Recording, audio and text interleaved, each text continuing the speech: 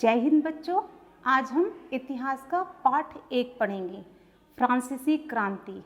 अब हमें सबसे पहले ये मालूम होना चाहिए कि क्रांति का मतलब क्या होता है। जब बहुत सारे लोग एक साथ इकट्ठे होकर कोई बड़ा राजनीतिक परिवर्तन लाना चाहते हों और कुछ समय में वो परिवर्तन आ भी जाए तो उसे हम कहते हैं क्रांति। इस पाठ में हम देखेंगे कि फ्रांसीसी क्रांति का संसार में इतना महत्व क्यों है, फ्रांस में क्रांति क्यों आई। एक घटनाक्रम से फ्रांसीसी क्रांति को बताया गया है। 14 जुलाई 1789 की घटना। फ्रांसीसी क्रांति की शुरुआत पेरिस शहर में आतंक का माहौल था। पेरिस जो फ्रांस की राजधानी है में एक किला था, बास्तिल किला। किला किसका था? राजा का था। और राजा कौन थे? लुईस 16। लोगों में ये आतंक फैल गया था, ये अफवाह फैल गई थी कि राजा ने सेना को शहर में घुसने के आदेश दे दिए हैं और गोली चलाने के आदेश दे दिए हैं। तो लोगों में एक डर आ गया था। 7000 लोग जो थे टाउन हॉल के सामने इकट्ठे हुए और उन्होंने एक जनसेना का गठन किया। क्यों किया था उन्होंने वो जनसेना का गठन? इसलिए ताकि उन्होंने सेना से लड़ने के लिए हथियारों की खोज की और बहुत सारे सरकारी भवन में ज़बरदस्ती प्रवेश भी किया। उन्होंने बास्तिल जिले की जो जेल थी उसको तोड़ दिया और वहाँ के कमांडर को भी मार दिया। इसके साथ साथ वहाँ के कैदियों को भी रिहा कर दिया। कैदी कितने थे? केवल 7 थे। इस घटना के बाद राजा ने सेना को आदेश दिया कि इन लोगों को नियंत्रित करो जो लोग हमला कर रहे हैं। आदेश के बाद जगह जगह सेना और लोगों में लड़ाई होने लगी। लोग भी उस समय बहुत परेशान थे। क्यों? क्योंकि रोटी की कीमत बढ़ रही थी, जो उन लोगों की बेसिक नीड थी। फ्रांस की कंडीशन बहुत ज़्यादा ख़राब हो गई थी। अब ऐसा क्यों हुआ, इसको शुरू से पढ़ेंगे। सबसे पहले हम फ्रांसीसी समाज के बारे में पढ़ेंगे कि वहाँ का समाज कैसा था।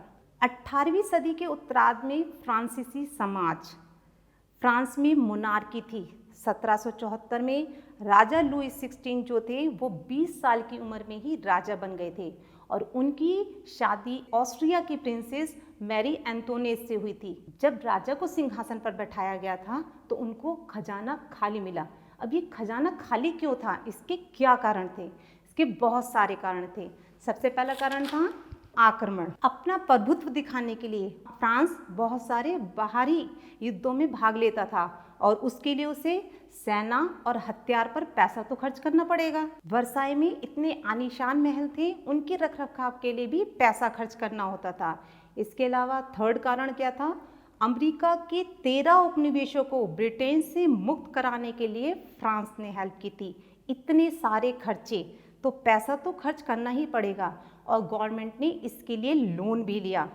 फोर्थ, 10% ब्याज। गवर्नमेंट ने जिन लोगों से लोन लिया था वो लगभग 10% ब्याज ले रहे थे। अब इस तरह से उनके पास बिल्कुल भी पैसा नहीं बच रहा था क्योंकि एक बहुत बड़ा अमाउंट ब्याज के रूप में भी जा रहा था। इसके अलावा अन्य खर्चे भी थे, सरकार के अपने खर्चे थे, जैसे स्कूल, पोस्ट ऑफिस, अपने कर्मचारियों को देने के लिए, संस्थाओं के लिए। इन सब के कारण जब लुईस 16 सिंहासन पर बैठे तो उन्हें खजाना खाली मिला। अब पैसा गवर्नमेंट किससे लेगी? टैक्स के रूप में लेगी, लोगों से लेगी। अब हम देखेंगे कि फ्रांसीसी समाज कैसा था। 18वीं सदी में फ्रांसीसी समाज 3 भागों में बटा था। First state, second state, third state. First state पादरी वर्ग, क्लर्गी, जो लोग चर्च के लिए काम करते थे। सेकंड स्टेट कुलीन वर्ग, नॉबिलिटी, जो लोग राजा के लिए काम करते थे, राजा के परिवार के लोग, मंत्री। और थर्ड स्टेट में जो भी लोग बच जाते थे, व्यापारी हों, किसान हों, ये सब लोग थर्ड स्टेट में आते थे। पूरी आबादी में लगभग 90% लोग जो थे किसान थे। और वो किसान कौन थे? बहुत गरीब थे, उनके पास भूमि नहीं थी। मजदूर के रूप में वो दूसरी भूमि पर काम करते थे और जितने भी कर होते थे सब थर्ड स्टेट पर लगाए जाते थे। फर्स्ट स्टेट और सेकंड स्टेट को कुछ विशेषाधिकार मिले थे। क्यों मिले थे उन्हें वो विशेषाधिकार? क्यों? क्योंकि वो जन्म से ही ऐसी फैमिली से बिलोंग करते थे, वो पादरी वर्ग में पैदा हुए थे या कुलीन वर्ग में पैदा हुए थे, जिनके कारण उन्हें वो विशेषाधिकार मिले थे। इसके अलावा 60% भूमि जो थी वो चर्च के पास थी। चर्च का बहुत बड़ा प्रभाव था, इसलिए वो लोगों को एक्सप्लॉइट करते थे, अपने यहाँ ज़बरदस्ती काम कराते थे। बहुत सारे ऐसे कर थे जो केवल थर्ड स्टेट को देने पड़ते थे, फर्स्ट स्टेट और सेकंड स्टेट को नहीं देने पड़ते थे। थर्ड स्टेट टाइद ऐसा कर था जो चर्च वसूलता था थर्ड स्टेट के लोगों से, उनकी टोटल प्रोड्यूस का 10% उन लोगों को चर्च को देना पड़ता था। टाइल ये भी एक तरह का कर था जो डायरेक्ट गवर्नमेंट को देना पड़ता था, थर्ड स्टेट को। और भी बहुत सारे कर थे, तंबाकू पर कर था, नमक पर कर था, लेकिन ये सारे कर थर्ड स्टेट के लोग ही देते थे, जिसके कारण वो लोग बहुत ज़्यादा परेशान थे कि वो लोग अपना जीवन कैसे चलाएं। फ्रांस के लोगों को जीने के लिए भी संघर्ष करना पड़ रहा था। क्या कारण थे इसके? बहुत सारे कारण थे। सबसे पहला कारण था कि 1715 में फ्रांस की जनसंख्या 2.3 करोड़ थी और 1789 में बढ़कर 2.8 करोड़ हो गई थी। अब जनसंख्या बढ़ रही है तो अनाज की मांग तो बढ़ेगी, लेकिन उत्पादन उतना नहीं बढ़ रहा था, जिसके कारण वस्तुओं की कीमतें बढ़ने लगी थी और भी बहुत सारे कारण थे जिसके कारण उत्पादन कम हो रहा था। उसी समय अकाल की सिचुएशन, ओले पड़ रहे थे, फसल खराब हो गई थी और अनाज के प्राइस जो थे वो बढ़ चुकी थी। अब इतनी सारी परेशानियां फ्रांस के लोग झेल रहे थे, तो इसके लिए कौन रिस्पॉन्सिबल है? डेफिनेटली निश्चित रूप से लुईस 16 जो थे वो इसके लिए रिस्पॉन्सिबल थे। क्यों? क्योंकि वो लोगों की बेसिक नीड्स फुलफिल नहीं कर पा रहे थे। अब उन्होंने रिवोल्ट किया, जो फ्रांस के लोग थे उन्होंने रिवोल्ट किया, विरोध किया। उस समय एक ऐसा वर्ग समाज में आया जिन्होंने इन विशेषाधिकारों के अंत की कल्पना की। उभरते मध्यम वर्ग ने विशेषाधिकार के अंत की कल्पना की। उस समय किस तरह उस सोसाइटी में चेंज आया? थर्ड स्टेट में हम देखते हैं कि केवल किसान, व्यापारी, कामगार यही लोग नहीं थे, इसके अलावा शिक्षित वर्ग भी था, दार्शनिक लोग भी थे। थर्ड स्टेट का एक बहुत बड़ा ग्रुप जो है समृद्ध बना। वो कैसे बना? कौन थे वो लोग? वो लोग थे वकील, व्यापारी, मैन्युफैक्चरर्स। और इन्होंने कैसे अपने को समृद्ध बनाया? इन्होंने समुद्र पार जाकर व्यापार किया और इन्होंने पैसा कलेक्ट किया, सामान बनाया वहाँ पर, और उससे उन्होंने अपने लोगों को शिक्षा दी। एक शिक्षित वर्ग जो है तैयार हुआ और उस शिक्षित वर्ग ने कहा, उसका ये मानना था कि किसी भी वर्ग को जन्म से ये अधिकार नहीं मिला है कि उसे कोई विशेषाधिकार मिलना चाहिए। इसके अलावा स्वतंत्रता, समान नियमों तथा समान अवसरों पर आधारित समाज की मांग जॉन लॉक, रूसो, मॉन्टेस्क्यू ने भी की। इन फिलोसफर्स की भूमिका भी जो थी, इन दार्शनिकों की भूमिका भी जो थी, समाज में बहुत ज़्यादा रही। जॉन लॉक, जिन्होंने अपनी बुक टू ट्रीटाइजेस ऑफ गवर्नमेंट में लिखा, ये बात रखी कि मोनार्की सिस्टम बिल्कुल गलत है, ऐसा नहीं होना चाहिए। वहीं रूसो ने कहा कि एक तरह का सामाजिक अनुबंध होना चाहिए लोगों के प्रतिनिधियों और सरकार के बीच में। मॉन्टेस्क्यू ने कहा अपनी book the spirit of the laws में कि विधायिका, कार्यपालिका और न्यायपालिका के बीच में पावर इक्वली डिवाइड होनी चाहिए। इससे पावर एक जगह पर नहीं रहेगी, रूल होगा अच्छे से। इस प्रकार से फ्रांस समाज में कॉफ़ी हाउस से लेकर लिकर शॉप तक जगह जगह इस चीज़ पर बहस होने लगी। लोग आपस में बात करने लगे कि उनके साथ जो हो रहा है वो गलत हो रहा है, राजा उनकी चीज़ों को इग्नोर कर रहा है और उन्होंने रिवोल्ट कर दिया। अब हम देखेंगे कि एकदम से इतना बड़ा परिवर्तन कैसे आया। फ्रांसीसी क्रांति की शुरुआत, द आउटब्रेक ऑफ रिवॉल्यूशन। क्या वजह थी कि क्रांति एकदम से उग्र हो गई? लोग राजा से क्यों परेशान थे? राजा ने योजना बनाई थी कि कर लगाया जाएगा। इसके लिए उसने ई स्टेट जनरल की एक मीटिंग बुलाई अपने प्रस्तावों पर मंजूरी के लिए। अब ई स्टेट जनरल क्या था? एक तरह का पॉलिटिकल एसोसिएशन था। ई स्टेट जनरल असेंबली, जैसे इसके नाम से ही हमें पता चल रहा है कि ई स्टेट में तीनों स्टेट के प्रतिनिधि रहेंगे और तीनों स्टेट के प्रतिनिधि को एक एक वोट देने का अधिकार रहता है। इनका काम क्या था कि टैक्स को कैसे मैनेज किया जाए। ये राजा के साथ मिलकर टैक्स को मैनेज करना, उसको इम्पोज करना, कम करना, बढ़ाना, ये करते थे। लेकिन राजा के पास ये अधिकार नहीं था कि वो अकेले ये निर्णय ले सके, इसलिए उसने ये ई स्टेट जनरल की मीटिंग बुलाई थी तो लुई 16 ने मीटिंग बुलाई 5 मई 1789 को। क्या हुआ इस मीटिंग में? इस मीटिंग में फर्स्ट स्टेट से 300 प्रतिनिधि आए, सेकंड स्टेट से भी 300 प्रतिनिधि आए, और चूंकि थर्ड स्टेट की पॉपुलेशन ज़्यादा थी तो उससे 600 प्रतिनिधियों को बुलाया गया।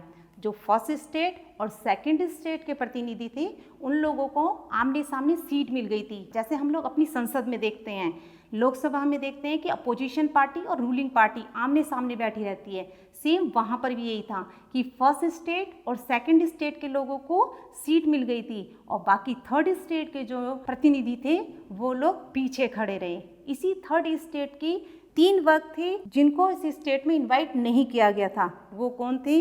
Peasants, artisans, women.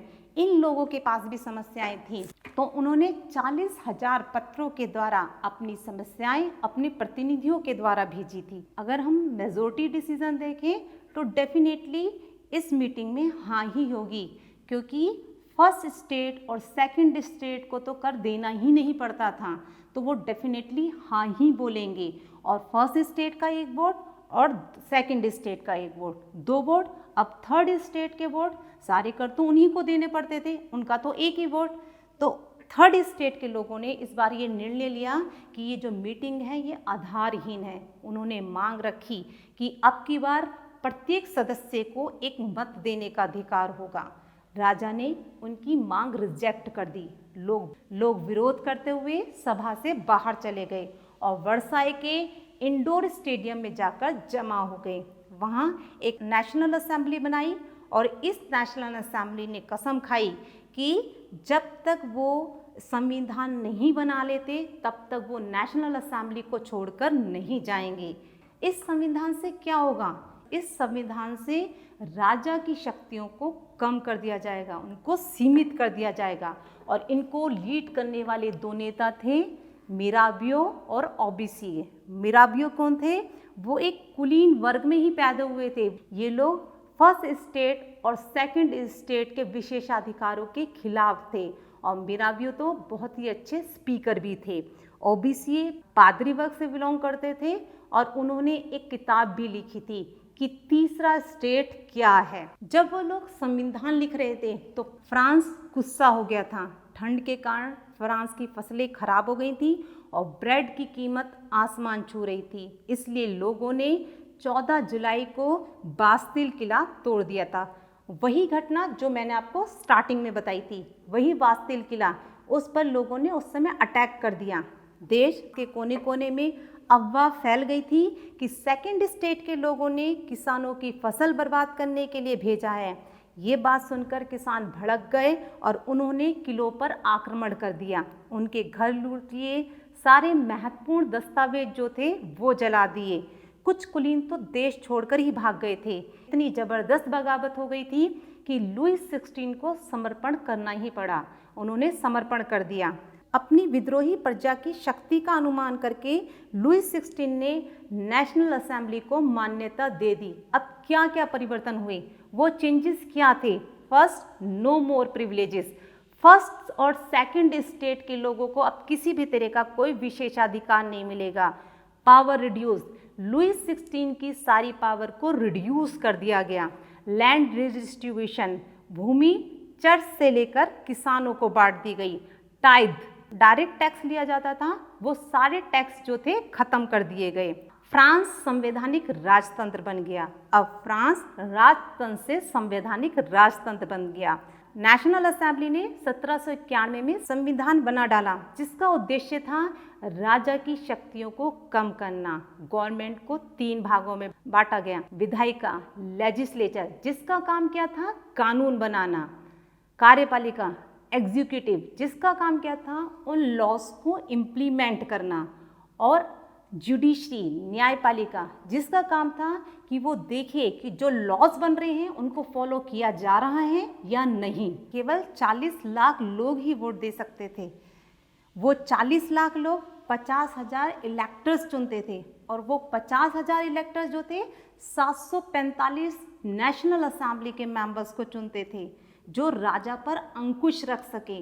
राजा के पास अब केवल वीटो पावर बची थी, लेकिन राजा की मर्जी के बिना कुछ भी नहीं हो सकता था। नेशनल असेंबली मंत्रियों पर कंट्रोल रखती थी। फ्रांस के लोग इनडायरेक्टली नेशनल असेंबली चुनते थे। कौन लोग वोट दे सकते थे? जो वोट डाल सकते थे उन्हें फ्रांस में सक्रिय नागरिक कहा गया, और जो नहीं वोट डाल सकते थे उन्हें निष्क्रिय नागरिक कहा गया। अब सक्रिय नागरिकों के लिए क्या योग्यता होनी चाहिए? एक तो सबसे पहले वो मेल होना चाहिए, सेकंड उसकी आयु 25 वर्ष से ज़्यादा होनी चाहिए, और थर्ड एक मजदूर की 3 दिन की दिहाड़ी जितना टैक्स दे सकता हो। ये सभी लोग वोट दे सकते थे। इसके अलावा जो बाकी बचे हुए होते थे वो सब निष्क्रिय नागरिक थे, और नेशनल असेंबली के सदस्य वही बनते थे जिनके पास पावर थी, जिनके पास संपत्ति थी, जिनके पास पैसा था। जो संविधान बना था उसकी शुरुआत ही इससे हुई थी। पुरुष और नागरिक अधिकार घोषणा पत्र के साथ ही उस फ्रांस के संविधान की शुरुआत होती थी। इसमें सभी अधिकार थे, जीवन का अधिकार, अभिव्यक्ति की स्वतंत्रता का अधिकार, समानता का अधिकार। ये अधिकार सभी को मिले। अभी तक हमने देखा कि फ्रांस कैसे राजतंत्र से संवैधानिक राजतंत्र बना। अब हम देखेंगे राजतंत्र का उन्मूलन कैसे हुआ और गणतंत्र की स्थापना कैसे हुई। यद्यपि लुई 16 ने संविधान पर हस्ताक्षर तो कर दिए थे, लेकिन वो पीठ पीछे प्रशा और आसपास के जो पड़ोसी राजा थे उन लोगों से गुप्त वार्तालाप कर रहे थे, क्योंकि उनको ये कहीं ना कहीं चिंता थी कि गुप्त बातें की। सारे देश भी फ्रांस की इन घटनाओं से परेशान थे कि उन्हें लगा यदि फ्रांस में विकास हो गया तो उनकी पावर भी जो है कम हो जाएगी। कोई भी राजा ये नहीं चाहता था कि उनकी पावर कम हो सके। इसके पहले कि राजा कुछ कर सकता, नेशनल असेंबली को ये बात पता चल गई थी और उसने ऑस्ट्रिया और प्रशा के विरुद्ध युद्ध की घोषणा कर दी। लोग भी बहुत ज़्यादा लड़ने के लिए तैयार थे, क्योंकि वो ये देखने लगे थे कि राजा और लोगों के बीच की लड़ाई है। अब हम ये विशेषाधिकारों की प्रथा खत्म कर कर रहेंगे। लोगों के अंदर देशभक्ति की भावना कूट कूट कर भर गई थी, और मार्सिलेस फ्रांस का नेशनल एंथम बन गया था, राष्ट्रगान बन गया था। लेकिन युद्ध के साथ साथ फ्रांस में बहुत सारी आर्थिक परेशानियां भी आ रही थी। जितने भी पुरुष थे वो तो स्वैच्छिक रूप से युद्ध में लड़ने के लिए चले जाते थे, लेकिन जो औरतें थी वहाँ की, वो लोग घर भी संभाल रही थी और बाहर भी संभाल रही थी। लेकिन जो लोग थे वहाँ, उन्होंने युद्ध को स्टॉप नहीं किया, और ना तो युद्ध को रोका और ना ही उनकी आर्थिक परेशानियाँ कम हुई। यहाँ पर फिर पूरे फ्रांस में जगह जगह क्लब बनने लगे। उसी में एक ऐसे क्लब का फॉर्मेशन हुआ जिसने फ्रांस की राजनीति को बदल दिया। उन्हीं में से एक प्रमुख क्लब था जैकोबिन क्लब। अब जैकोबिन का मतलब क्या होता है भाई? जैकोबिन क्लब नाम क्यों पड़ा? पेरिस में एक कॉन्वेंट था। कॉन्वेंट का मतलब क्या होता है? कोई भी रिलीजियस बिल्डिंग, कॉन्वेंट मीन्स एक रिलीजियस बिल्डिंग को वहाँ पर कॉन्वेंट बोला जाता था। तो फ्रांस में एक कॉन्वेंट था सेंट जैकोब।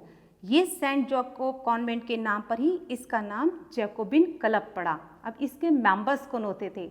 जैकोबिन क्लब के मेंबर्स थर्ड स्टेट के वो सभी कम समृद्ध लोग होते थे, जैसे जूता बनाने वाले, पेस्ट्री बनाने वाले, ये छोटे मोटे काम करने वाले जो लोग थे वो सभी जैकोबिन क्लब के मेंबर थे। और इनके नेता थे मैक्सिमिलियन रोबेस्पियर। ड्रेस कोड थी इनकी। जैकोबिन क्लब के सदस्य धारी लंबी पतलून पहनते थे और आदमी लाल टोपी भी पहनते थे। लाल टोपी क्यों पहनते थे? वो उनकी स्वतंत्रता का प्रतीक थी। और जो औरतें थी वो लाल टोपी नहीं पहनती थी, क्योंकि उन्हें इस तरह के अधिकार ही नहीं मिले थे। इन लोगों को सैन क्लूटोस के नाम से भी जाना जाता था, जिसका मतलब होता है बिना घुटने वाले। ड्रेस कोड चेंज करने के पीछे इनका क्या मकसद था? उस पुराने सिस्टम को ख़त्म करना चाहते थे जो चला आ रहा है, क्योंकि जो भी कुलीन वर्ग के लोग होते थे वो नी ब्रीचेस पहनते थे, यानी घुटनों तक पहनते थे। तो उनसे अपने लोगों को अलग दिखाने के लिए इन्होंने ये ड्रेस कोड स्टार्ट किया। जैकोबिन क्लब जो था वो दिन पर दिन शक्तिशाली होता जा रहा था। 1792 की समर में पेरिस के लोग बड़ा गुस्सा हो गए। क्यों? क्योंकि खाने की कमी थी, कीमतें बढ़ी हुई थी, और उन्हें पता चला कि राजा महाराजाओं ने ट्यूलेरिया के महल में अनाज को स्टोर करके रखा है। तो उन्होंने उस पर हमला कर दिया, राजा के रक्षकों को मार डाला, राजा को बंदी बना लिया। पूरे फ्रांस शहर में रिवोल्ट हुआ। जैकोबिन क्लब ने उसी समय ये प्रस्ताव रखा कि नए चुनाव कराने चाहिए और प्रस्ताव में उन्होंने ये भी रखा कि वोटिंग राइट 21 वर्ष से ज़्यादा उम्र के सभी पुरुषों को मिलना चाहिए, चाहे उनके पास संपत्ति हो या ना हो। फिर चुनाव होता है, अधिकार मिलते हैं, तो जो नई इलेक्टेड बॉडी आती है अब उसको नाम दिया गया कन्वेंशन। नई असेंबली बनकर आई, अब फ्रांस एक गणतंत्र बन गया। गणतंत्र का मतलब क्या होता है? देश का मुखिया एक निर्वाचित व्यक्ति होगा। अब लुई 16 के साथ क्या हुआ? भाई राजा जो था लुई 16, कन्वेंशन भी बन गई नई, तो राजा के साथ क्या हुआ? लुई 16 के ऊपर मुकदमा चला और उन्हें देशद्रोही का अपराधी पाया जाता है और कन्वेंशन ने उन्हें फांसी की सज़ा सुनाती है। और साथ में उनकी रानी मैरी एंटोनेट के साथ भी वही हर्ष होता है, उनको भी फांसी की सज़ा सुना दी जाती है। मैक्सिमिलियन रोबेस्पियर के टाइम पीरियड को ही आतंक का युग कहा जाता है। 1793 से लेकर 1794 तक इसको आतंक का युग कहा जाता है। रोबेस्पियर ने नियंत्रण और दंड की सख्त नीति अपनाई। जो भी महाराजा थे, पादरी थे, अन्य पार्टी के जो लीडर थे या उनके ही पार्टी के जो लीडर थे, जो मैक्सिमिलियन के अगेंस्ट थे, वो उनको पकड़ता था, गिरफ्तार करता था और उनको जेल में डाल देता था। उनके ऊपर मुकदमे चलाए जाते थे और क्रांतिकारी न्यायालय द्वारा उन पर मुकदमा चलता था और उनको सज़ा सुनाई जाती थी। इसी को आतंक का युग कहा जाता है। जिस भी व्यक्ति को दोषी पाया जाता था उसे गिलोटीन किया जाता था। अब गिलोटीन क्या है? गिलोटीन एक तरह की डिवाइस है, उसमें 2 पोल रहते हैं और इन 2 पोलों के बीच में एक ब्लेड होती है। वो ब्लेड किसी चीज़ से होल्ड रहती है और जब उसको यहाँ से छोड़ दिया जाता है तो वो पर्सन का जो हेड है इससे कट जाता है। तो इस तरह से उनके सर को काट दिया जाता था और इसका आविष्कार जो है डॉक्टर गिलोटीन ने किया था। इसी के कारण इस डिवाइस का नाम जो है गिलोटीन पड़ गया था। इसके अलावा जैकोबिन क्लब जब सत्ता में आया, मैक्सिमिलियन रोबेस्पियर जब सत्ता में आए, और भी बहुत सारे चेंजेस हुए। चीज़ों की कीमतें निश्चित कर दी गई, मजदूरी निश्चित कर दी गई कि इससे ज़्यादा मजदूरी नहीं मिलेगी, इससे ज़्यादा चीज़ों की कीमतें नहीं बढ़ेगी। गोश्त और पाव रोटी की राशनिंग कर दी गई। महंगे सफ़ेद आटे को बैन कर दिया गया। क्यों? क्योंकि वो केवल अमीर वर्ग के लोग जो थे वो खा सकते थे। एक ही तरह के गेहूं से बने आटे को चलाया गया जिससे कि लोगों में समानता आए और सभी लोग, चाहे वो अमीर वर्ग हो या गरीब वर्ग हो, उसी आटे को खाए। चर्च को बंद करके उन्हें बैरक, जो सोल्जर्स के रहने के लिए, सैनिकों के रहने की जगह होती है, और दफ्तर में उनको चेंज कर दिया गया। रोबेस्पियर ने अपनी नीतियाँ इतनी ज़्यादा सख्त कर दी थी कि उनकी पार्टी के लोग ही उनके विरोधी हो गए थे, वो उनके अगेंस्ट हो गए थे। अंततः जुलाई 1794 में कोर्ट ने रोबेस्पियर को दोषी पाया और उसको गिरफ्तार करके उसको भी गिलोटीन पर चढ़ा दिया गया। बच्चों, अब आप इस पाठ से संबंधित कुछ प्रश्न हैं जिन्हें आप हल करने का प्रयास कीजिएगा। क्वेश्चन है, प्रश्न नंबर 1, लुई 16 फ्रांस के राजा कब बने? प्रश्न नंबर 2, राज्यारोहण के समय लुई 16 को खजाना खाली मिला, क्यों? प्रश्न नंबर 3, फ्रांस के लोगों ने बास्तिल किले पर आक्रमण क्यों किया? प्रश्न नंबर 4, फ्रांस की सरकार कर क्यों बढ़ाना चाहती थी? प्रश्न number 5, first state, second state और थर्ड स्टेट में कौन लोग आते थे? प्रश्न नंबर 6, टाइद और टाइल क्या था? प्रश्न नंबर 7, रूसो किस तरह का समाज चाहते थे? प्रश्न नंबर 8, मीराबू किस वर्ग से संबंध रखते थे? बच्चों, अब हम नेक्स्ट वीडियो में कंटिन्यू करेंगे डायरेक्टरी शासित फ्रांस को, कि जैकोबिन सरकार के पतन के बाद फ्रांस में नया क्या हुआ। धन्यवाद।